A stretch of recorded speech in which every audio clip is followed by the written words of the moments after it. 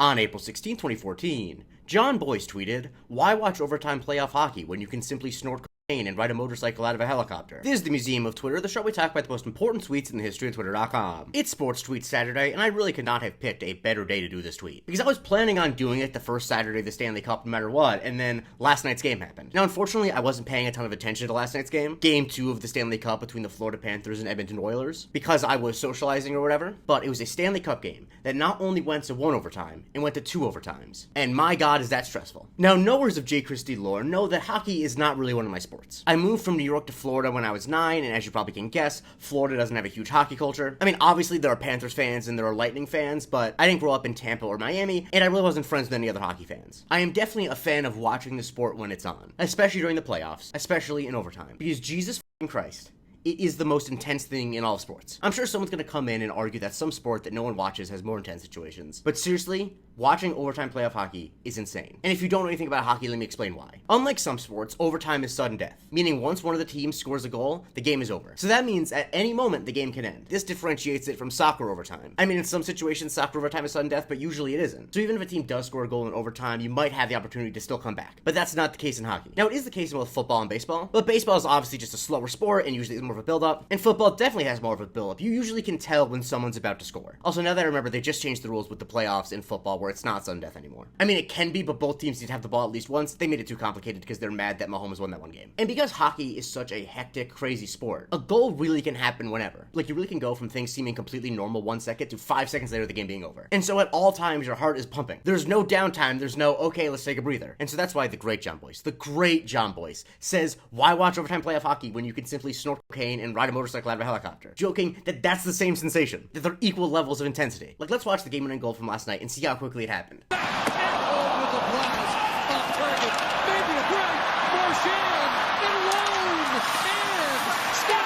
The puck was on the other side of the ice a few seconds before the game was over. It's insane. And I could be wrong about this, but I feel like this tweet is like the most important tweet in hockey Twitter. I really could be wrong though, so if you're big in hockey Twitter, let me know what is, and I'll cover it on the show. Because basically anytime a playoff hockey game goes to overtime, someone will retweet this. Last night, lots of people, including Clu Haywood, retweeted it. On June 1st, 2016, Roger Sherman tweeted it with "Time for the retweeting of the boys." On April 22nd of this year, Saeed Yusuf quote tweeted it with the gif from Grand Theft Auto San Andreas saying, "Aw, here we go again." Just a day earlier, Hack posted a selfie of himself at a Capitals game with that as the caption. And not to let other people have the fun, John has retweeted it himself. He did it multiple times in 2015. And during the Four Nations tournament earlier this year, Sickos on Ice quote tweeted it with the caption, "Four Nations snorting imported cocaine, riding a golden motorcycle out of a NATO chopper." If you find yourself bored on any of the nights the Stanley Cup is happening in the next 2 weeks, I kind of implore you to tune in late if it's close. And if you ever had the opportunity to see a hockey game live, like college level and above, absolutely go. Like I said, hockey is firmly not even one of the sports I care that much about. But if you were to offer me tickets to any hockey game basically ever and I'm free that night, I will go. It is incredibly fast, it is incredibly entertaining. Like, I kind of feel bad for not being that big of a hockey fan, because it's like awesome on every level. Follow me for a new tweet every day, and consider going to patreon.com/Museum of Twitter, where you can support the show and you get access to the Museum of Not Twitter, a weekly series, and you can vote on what I cover on Subscriber Sundays.